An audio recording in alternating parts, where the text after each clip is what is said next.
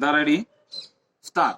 एक बहुत ही महत्वपूर्ण प्रश्न यह है कि जिन साधनों से हम इस तृतीय पंचवर्षीय योजना को चलाना चाहते हैं वे साधन जल्द ही प्राप्त किए जाने चाहिए। विराम।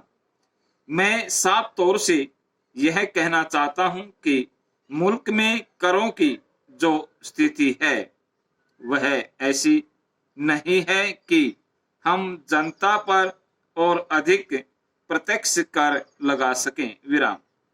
मैं यह भी जानता हूं कि तृतीय पंचवर्षीय योजना महत्वाकांक्षी नहीं है।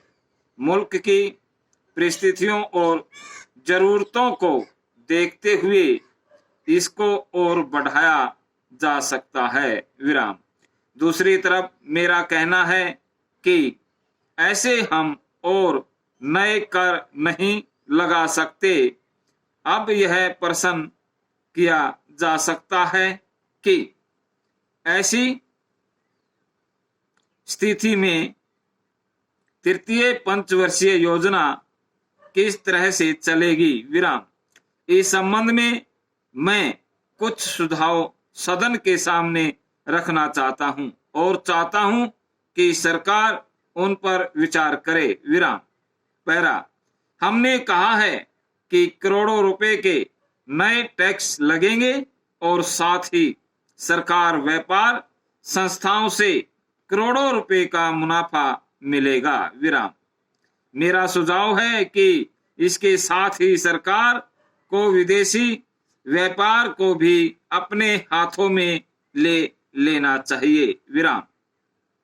अगर सरकार इसका राष्ट्रीयकरण कर दे तो इससे भी हम बहुत कुछ पा सकते हैं। हमारे यहाँ जो विदेशी पूंजी लगी हुई है उसमें कहीं ज्यादा धन अब तक मुनाफे के रूप में प्राप्त किया जा चुका है। इसलिए अब इनका राष्ट्रीयकरण करने में कोई हर्ज नहीं है। विराम। पहला, भारत सरकार भारतीय संघ के अंतर्गत नागा प्रदेश के पृथक राज्य की स्थापना का सिद्धांत स्वीकार कर चुकी है।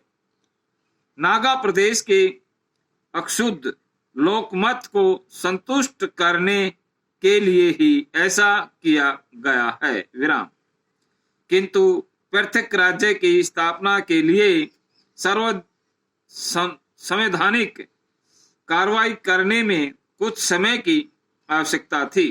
अतः राष्ट्रपति ने विशेष आदेश जारी करके नागा प्रदेश के लिए एक अंतरिम व्यवस्था लागू कर दी है।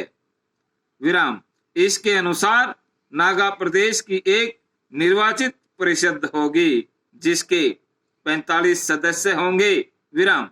एक कार्यकारिणी परिषद होगी जिसके सदस्यों की संख्या 5 तक हो सकती है। विराम।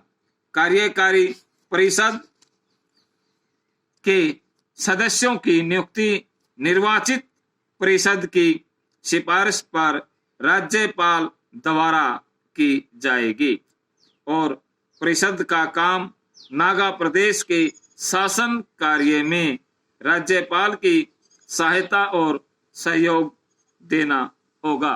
समाप्त।